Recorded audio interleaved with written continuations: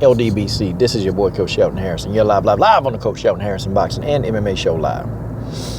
Hey, guys, I want to talk to y'all, and I'm going to talk to y'all tonight. I'm going to talk to you guys tonight about how to deal with your rebellious son or daughter. How to deal with your rebellious child. That's the topic of this video.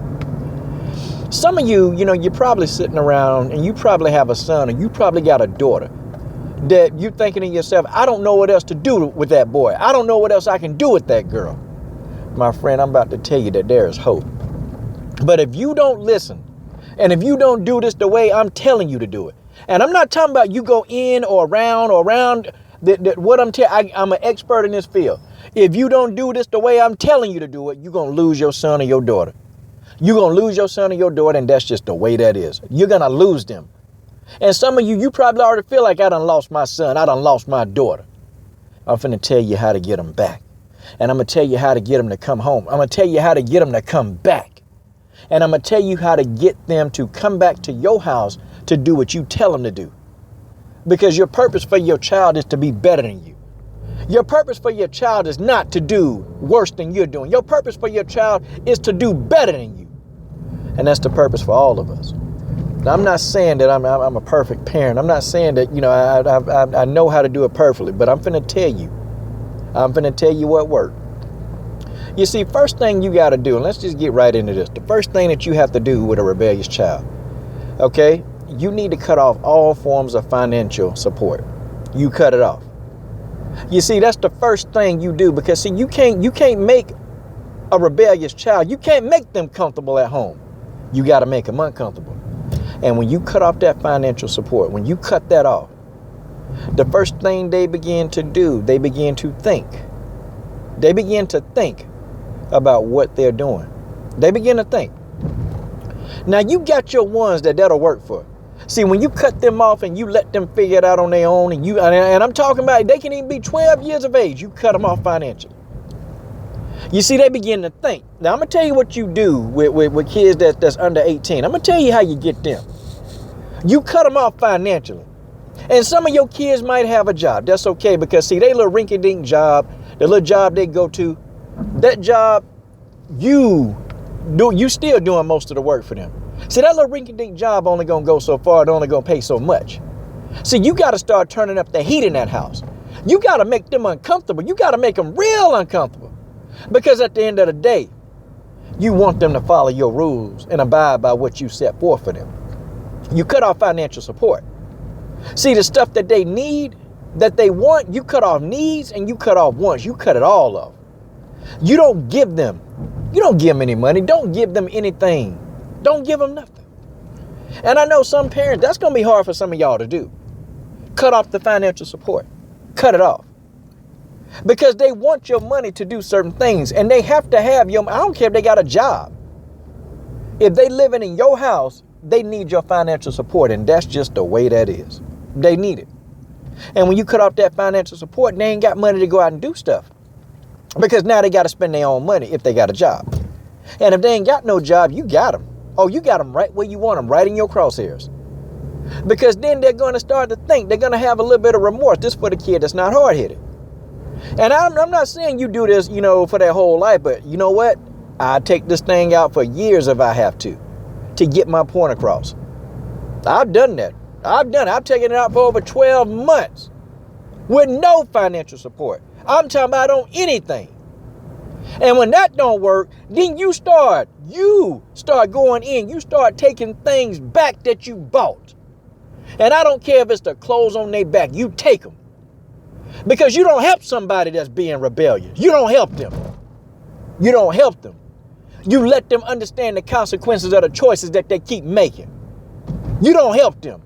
And some parents, and some of you parents, you sit there, well, that's my baby. And you know what? Some of you married. Some of you got husbands at home, and they're a little bit more rational. They're a little bit more logical. And they're going to say, baby, no, baby. Let's let him suffer. But that's my baby. That's my baby. I can't do this. I did. You take it away. You take the clothes off of their back and you leave them with rags. I've done that before. Left them with one outfit to wear. And that's the most tattered, messed up, holy outfit that they got. Left them with that. You see, you let them go to and from school like that. I don't care because, see, you know, you got to get your point across. I don't care. I never cared about my daughter having expensive. Nah, if she wanted that stuff, she had to get a job and go buy it. But see, for the most part, the necessities, the shelter, all of that, man, I took that. I took all that. I took all that. And some of you allow your kids to have a phone. I didn't give my kid no phone until, you know, almost out of high school. And I took that. You take that. Cut it off. Then when they can finally have the phone back, you take everything. You don't let them. First of all, I don't even understand how a parent can be so dumb as to give their kid internet on the phone. You asking for trouble. You asking for trouble to give your kid internet on the phone. My kid, yeah, I'm going to tell you, basic. All you can do is call and text. And all that stuff got a limit on it.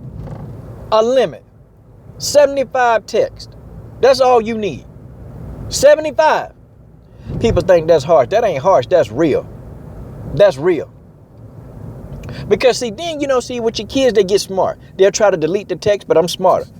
Because the phone company, they can give you them texts. They can give you any text that they've sent through. It's already there. When they think the kids are they so dumb. Because they think that when you delete a text, they think that it's gone for good. They think it's gone for good. It ain't gone. You can get those texts. And I knew every single text that my kids sent out. Oh, I knew every single one.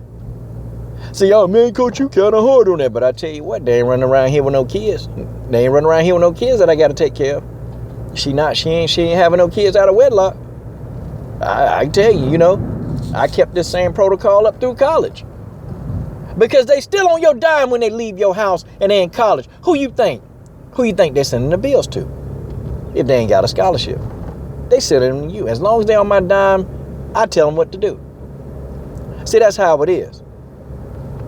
But you don't help them when they're rebellion. You don't help them when they're doing that. You let them suffer. You let them suffer. And I took it all. Everything I could take, I took it.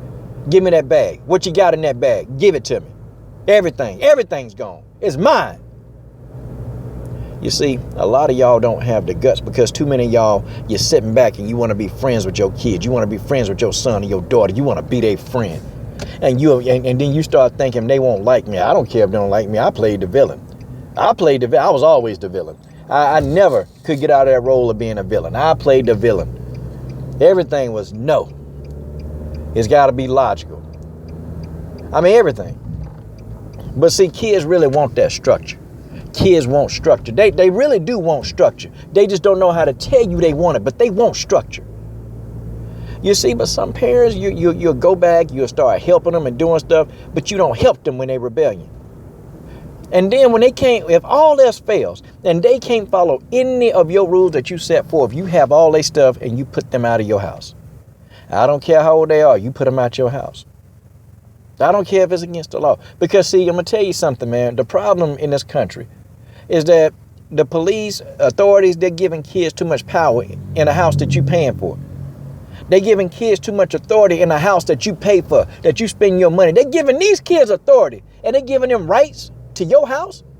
To your house, they got the right to live there? No, I don't think so. I get them up out of there. I get them up out of there. You have their stuff waiting outside. Listen, man, at some point in time, something got to give. Because I'm going to tell you something. If you don't do this, you're going to lose them. And I'm telling you, if you don't do what I'm telling you, what's going to happen? Your kid, they're going to figure out some stuff. They're going to get into some stuff. And then when they get killed, you're going to really lose them. Now, there's a risk. When you put them out your house, there's a risk that they die. But see, there's more of a greater chance that they're going to come to their senses because they ain't got nowhere to go. And some kids will go to their little friend's house. But see, that's going to run out too. That's going to run out. I'm going to tell you what's going to happen with that. See, their friends going to get sick and tired of footing the bill for them. Your grandmama, your granddaddy, your sister, your brother, your aunt, all of them going to get tired of looking after your hard-headed kid. They going to get sick of that. Then they going to want to put them out the house. And they going to want to get them out of there. I'll tell you this right now without a shadow of a doubt. Damn, they don't want to keep your hard-headed kids.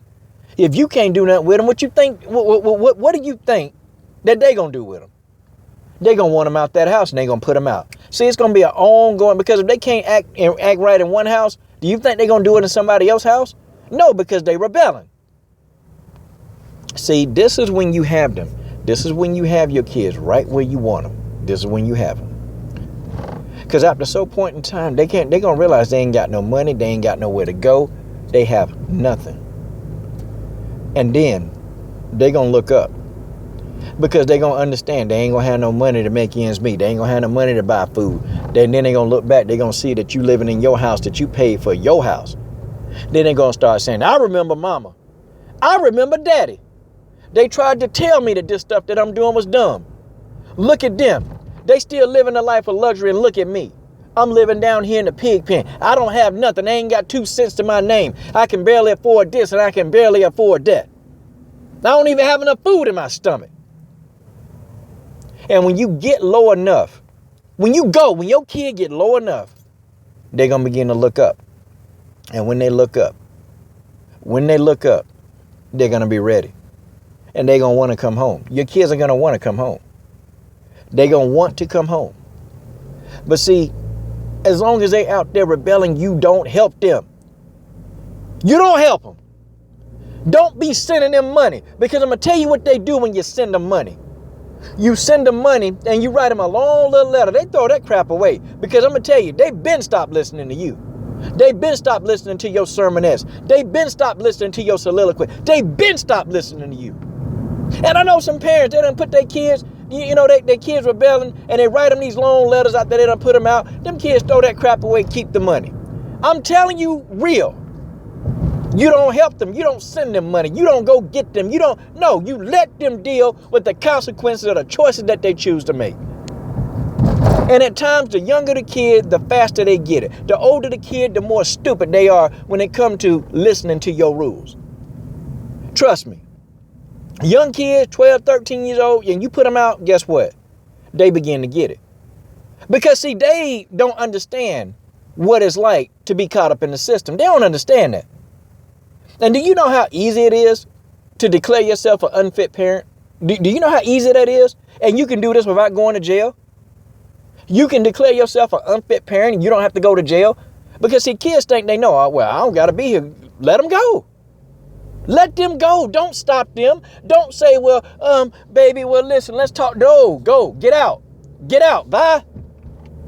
And you shut your door. And you shut your door and you go eat your dinner. Because, see, sometimes you got to give tough love. And some of y'all, you don't give your kids tough love. You don't give it to them. You give them everything that you didn't have. You give them everything that you didn't have. Everything because you just want them to have everything that you didn't. But see, on the back end of that, you giving them everything that you ain't never have, but they ain't got to work for everything that you didn't have. You had to work for what you got. And that's not right. That's not bad. That's bad parenting. Giving your kids everything that you ain't never had, that's bad parenting. And you need to be ashamed of yourself. I'm sorry. If your kids always rolling their eyes and sucking their teeth and doing this and then, you cut them off.